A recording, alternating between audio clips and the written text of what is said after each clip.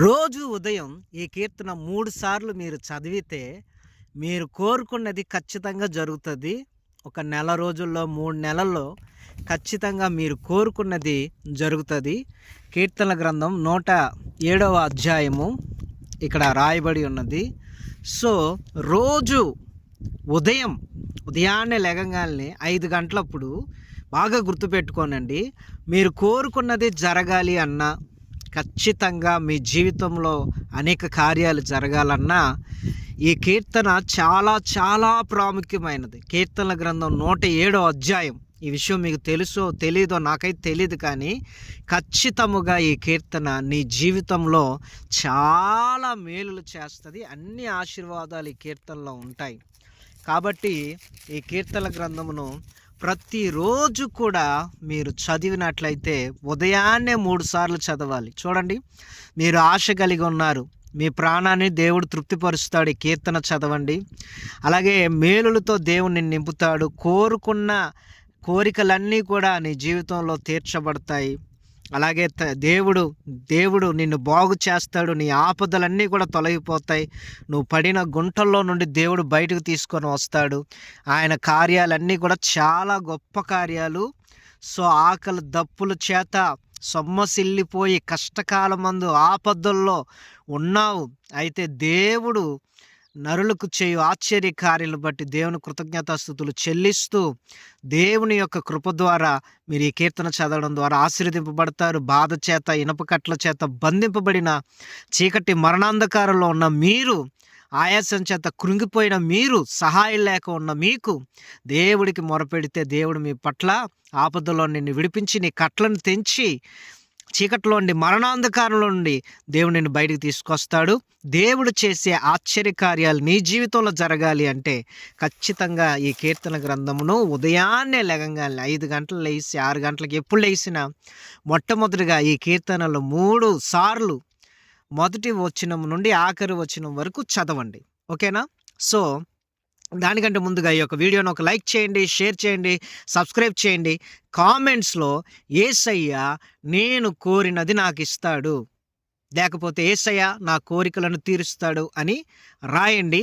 So ఇప్పుడు నేను ఈ కీర్తనలు చదువుతాను, నాతో పాటు మీరు కూడా ఒకటి చదువు రాకపోతే వినండి, లేకపోతే చదువు వచ్చినట్లయితే నాతో పాటు కూడా కలిసి మీరు కూడా చదవండి. సో ఎలా చదువుతున్నానో అలాగా చదవండి. అలాగా నోరు తెరిచి బిగ్గరగా చదవండి. ఖచ్చితంగా ఆ వాక్యాల్లో ఉన్న వెలుగు నీ జీవితాన్ని వెలిగిస్తుంది. ఆ వాక్యంలో ఉన్న శక్తి నిన్ను బాగు చేస్తుంది. సో ఆలస్యం లేకుండా మనము ధ్యానం చేసుకుందాము. చూడండి, కీర్తన గ్రంథము 107వ అధ్యాయము 1 నుంచి. యెహోవా దయాళుడు, ఆయనకి కృతజ్ఞతాస్తుతులు చెల్లించుడి. ఆయన కృప నిత్యముండును. యెహోవా విమోచించిన వారు ఆ మాట పలుకుదురుగాక. విరోధుల చేతిలో నుండి ఆయన విమోచించిన వారు, తూర్పు నుండి పడమ నుండి ఉత్తరం నుండి దక్షిణ నుండి నానా దేశం నుండి ఆయన పోగు చేసిన వారు ఆ మాట పలుకుదురుగాక. ఆ మాట పలుకుదురుగాక. చూడండి, వారు అరణ్యమందలి ఎడారి త్రోవను తిరుగులాడుచుండిరి. నివాసపురమేది వారికి దొరక్కుపోయిన ఆకలి దప్పుల చేత వారి ప్రాణం వారిలో సొమ్మశీలను. వారు కష్టకాల మంది యెహోవాకు మొరపెట్టిరి. ఆయన వారి ఆపదలో ఉన్న వారిని విడిపించును. వారు ఒక నివాసపురం చేరినట్లు చక్కని త్రోవను ఆయన వారిని నడిపించును. ఆయన కృపను బట్టి నరులకు ఆయన చేయు ఆశ్చర్యకార్యాలను బట్టి వారు యెహోవా కృతజ్ఞతాస్తుతులు చెల్లించుదురుగాక. ఏలయనగా ఆశగల ప్రాణమును ఆయన తృప్తిపరిచి ఉన్నాడు.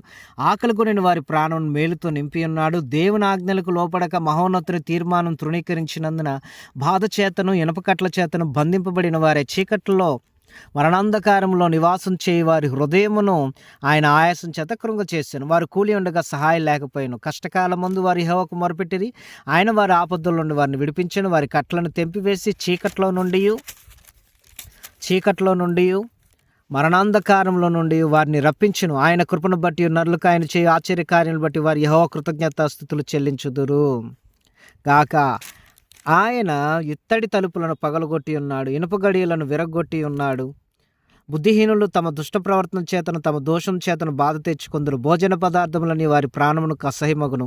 వారు మరణ దూరములు సమీపించుదురు. కష్టకాలమందు వారి యెహోవాకు మొరపెట్టిరి. ఆయన వారి ఆపదల నుండి వారిని విడిపించును. ఆయన తన వాక్కును పంపి వారిని బాగు చేసెను. ఆయన వారు పడిన గుంటల నుండి వారిని విడిపించును. ఆయన కృపను బట్టి నరులకు ఆయన చేయు నరులకు ఆయన చేయు ఆశ్చర్య కార్యములను బట్టి వారు యెహోవా కృతజ్ఞతాస్తుతులు చెల్లించుదురుగాక. వారు కృతజ్ఞత అర్పణలు చెల్లించుదురుగాక. ఉత్సాహధ్వనితో ఆయన కార్యములను ప్రకటించుదురుగాక. ఓడలకి సముద్ర ప్రయాణం చేయవారు, మహాజలముల మీద సంచరించుచు వ్యాపారం చేయవారు యెహోవా కార్యములను సముద్రంలో ఆయన చేయు అద్భుతములను చూచిరి. ఆయన సెలవేయగా తుఫాను పుట్టెను, అది దాని తరంగములను పైకెత్తెను. వారు ఆకాశం వరకు ఎక్కుచు అగాధం దిగుచుండేది. శ్రమ చేత వారి ప్రాణం కరిగిపోయాను. మత్తులైన వారి వల్ల వారు ముందుకు వెనుకకు దొర్లుచు అటు ఇటు తూలుచుండేది. వాడు ఎటు తోచక ఉండేది. శ్రమకు తాళలేక వారు యెహోవాకు మొరపెట్టిరి. ఆయన వారి ఆపదలోండి వారిని విడిపించును. ఆయన తుఫాను ఆపివేయగా దాని తరంగములు అణిగిపోయాను, అవి నిమ్మలమైనవని వారు సంతోషించిరి. వారు కోరిన రేవునకు ఆయన వారిని నడిపించెను. ఆయన కృపను బట్టి నరులకు ఆయన చేయు ఆశ్చర్య కార్యములు బట్టి వారు యెహోవా కృతజ్ఞతాస్తుతులు చెల్లించుదురుగాక. జన సమాజంలో వారు ఆయన ఘనపరచుదురుగాక. పెద్దల సభలో ఆయన కీర్తించుదురుగాక. దేశ నివాసుల చెడుతనమును బట్టి ఆయన నదులను అడవిగాను, నీటి బుగ్గలను ఎండిన నేలగాను, సత్తుగల భూమిని చవిటి పర్రగాను మార్చెను. అరణ్యమును నీటి మడుగ్గాను, ఎండిన నేలను నీటి ఊటలుగాను చోటుగాను ఆయన మార్చి వారు అచట నివాసపురం ఏర్పరచుకున్నట్లు పొలంలో విత్తనములు చల్లి ద్రాక్ష తోటలు నాటి వాటి వలన సస్య ఫల సమృద్ధి పొందినట్లును ఆయన ఆకలిగొండ వారిని అచట కాపురం ఉంచెను. మరియు ఆయన వారిని ఆశీర్వదింపగా వారు అధికముగా సంతానాభివృద్ధి నొందిరి. ఆయన వారి పశువులను తగ్గిపోనీయలేదు. వారి బాధ వలన, ఇబ్బంది వలన, దుఃఖం వలన తగ్గిపోయినప్పుడు రాజులను తృణీకరించుచు త్రోవలేని ఎడారులు ఆయన వారిని తిరుగులాడు చేయవాడు. అట్టి దరిద్రుల బాధను పోగొట్టి వారిని లేవనెత్తెను. వాని వంశమును మందవలె వృద్ధి చేసిన యథార్థవంతులు దాన్ని చూచి సంతోషించుదురుగాక. మోసగాండ్రందరూ మౌనంగా ఉందురు. బుద్ధిమంతుడైన వాడి విషయములను ఆలోచించును. యెహోవా కృపాతిశయములను జనులు తలపోయుదురుగాక. సో ప్రతిరోజు కూడా కీర్తన గ్రంథం 107వ అధ్యాయము మీరు 3 సార్లు చదవండి. ప్రతిరోజు కీర్తన గ్రంథం ఉదయాన్నే లేచి 107 అధ్యాయం 3 సార్లు చదవండి. లేకపోతే ఇప్పుడు ఈ వీడియోనే సేవ్ చేసుకొని ప్రతిరోజు నేను చదివిన ప్రకారం వినండి. వింటున్నప్పుడే అనేకమైన వాగ్దానాలు మీరు వింటారు. ఆ మాటల్లో ఉన్న దేవుని వాక్యంలో ఉన్న శక్తి నీ జీవితాన్ని మార్చి నిన్ను, నీ కుటుంబాన్ని మారుస్తుంది ఖచ్చితంగా. నేను చెప్తున్నాను, దేవుని ప్రేరేపణ బట్టి వారం 10 రోజుల్లో లేదా మినిమం 3 నెలల్లోనే నీ జీవితంలో దేవుడు ఖచ్చితంగా కార్యాలు జరిగిస్తాడు. నీ బాధలన్నీ పోయి, ఇబ్బందులన్నీ పోయి, కష్టాలన్నీ పోయి దేవుడు నిన్ను దీవిస్తాడు. ఈసారి చేసే వీడియోలో నేను ఈ యొక్క వాక్యాన్ని పూర్తిగా వివరించి నేను మీకు చెప్తాను. ఇది పార్ట్ 1, పార్ట్ 2 కూడా ఉంటుంది.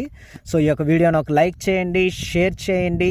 అలాగనే కామెంట్స్లో యేసయ్య నా కోరికలను తీరుస్తాడని రాయండి. అలాగనే అనేకులకు కూడా షేర్ చేయండి. దేవుడు మిమ్మల్ని, మీ కుటుంబాన్ని దీవించును గాక. ఈ స్క్రీన్ మీద కనపడుతున్న నెంబర్కి, ఒక నెంబర్కి వాట్సాప్ ఉంటుంది, ఒక నెంబర్కి ఫోన్ నెంబర్ ఉంటుంది. రెండిట్లో వాట్సాప్ ద్వారా మీ ప్రార్థనాలు తెలియపరచండి, ఫోన్ చేసి మీ ప్రార్థనాలు తెలియపరచండి. దేవుడు మిమ్మల్ని, మీ కుటుంబాన్ని దీవించును గాక. God bless you. వందనం.